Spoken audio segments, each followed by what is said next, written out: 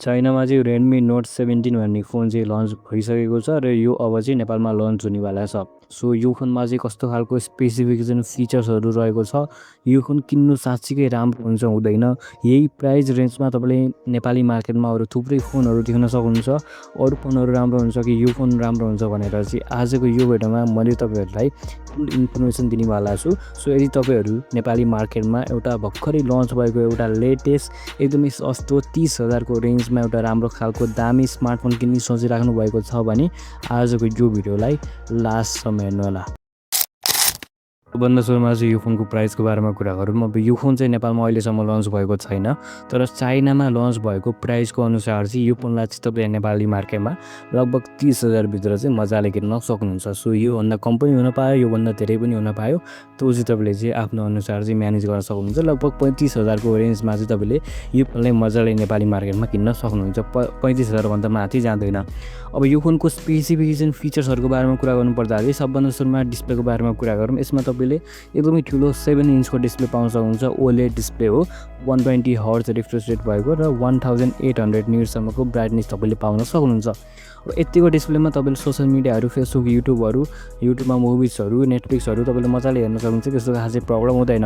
र गेमिङको पर्सपेक्टिभले हेर्नुपर्दा पनि गेमिङको लागि पनि तपाईँको 120 हर्ट्ज रिफ्रेस रेट छ भन्नुको मतलब तपाईँको डिस्प्ले पनि एकदमै राम्रो स्मुथनेसको साथमा आउँछ, जसले गर्दा गेमिङमा पनि त्यस्तो खासै केही प्रब्लम चाहिँ तपाईँलाई फेस गर्नु पर्दैन। सो तपाईँको डिस्प्ले चाहिँ त्यस्तो खासै नराम्रो छैन। तपाईँको डिस्प्ले चाहिँ जति प्राइस रेन्ज छ त्यो अनुसार चाहिँ डिस्प्ले चाहिँ एकदमै राम्रो हो।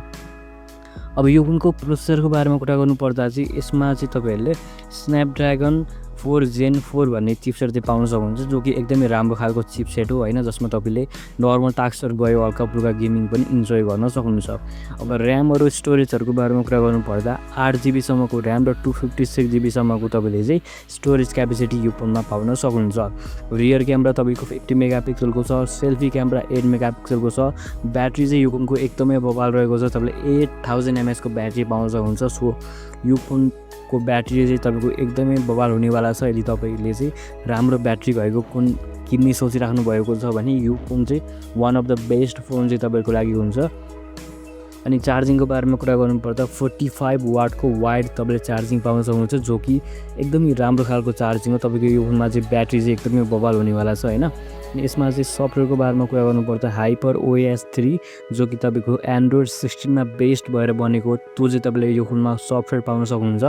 त्यो पनि एकदमै राम्रो छ। प्रोटेक्सनहरूको बारेमा कुरा गर्नुपर्दा IP65 सम्म तपाईँले चाहिँ प्रोटेक्सन पाउन सक्नुहुन्छ। वेट यसको 225 ग्राम छ। कनेक्सनको बारेमा कुरा गर्नुपर्दा 5G कनेक्टिभिटी तपाईँले यो फोनमा पाउन सक्नुहुन्छ। सो यो फोन चाहिँ ओभरअल हेर्नुपर्दा चाहिँ यो फोन चाहिँ एकदमै राम्रो रहेको छ होइन।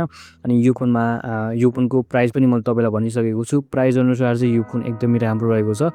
मेन कुरा चाहिँ यो फोनको ब्याट्री एकदमै बवाल छ। ब्याट्री प्लस चार्जिङ सबै कुरा यो फोनको चाहिँ एकदमै दामी रहेको छ होइन। सो क्यामेरा भयो, प्रोसेसिङ पावर भयो, सबै कुरा चाहिँ यो फोनको चाहिँ एकदमै दामी रहेको छ। अब यो फोन चाहिँ लन्च भइसकेपछि पनि मैले एउटा तपाईँलाई चाहिँ भिडियो बनाएर हालिदिन्छु, अझै राम्रोसँग यो फोनको बारेमा कुरा गरौँला होइन। सो यो फोन चाहिँ तपाईँको चाहिँ एकदमै दामी रहेको छ। यदि तपाईँलाई चाहिँ यो फोनको बारेमा डिटेल इन्फर्मेसन एकदमै डिटेलमा इन्फर्मेसन चाहिएको छ भने मैले तपाईँलाई भिडियो राखिदिन्छु यता आई बटनतिर अथवा डिस्क्रिप्सनमा चाहिँ भिडियोको लिङ्क राखिदिन्छु, त्यो भिडियो तपाईँले हेर्न सक्नुहुन्छ। यो फोन चाहिँ तपाईँको यदि तपाईँले त्यो भिडियो हेर्नुभयो भने तपाईँलाई चाहिँ सबै कुरा चाहिँ क्लियर हुन्छ। बाँकी यो फोन चाहिँ मलाई एकदमै मन परेको छ।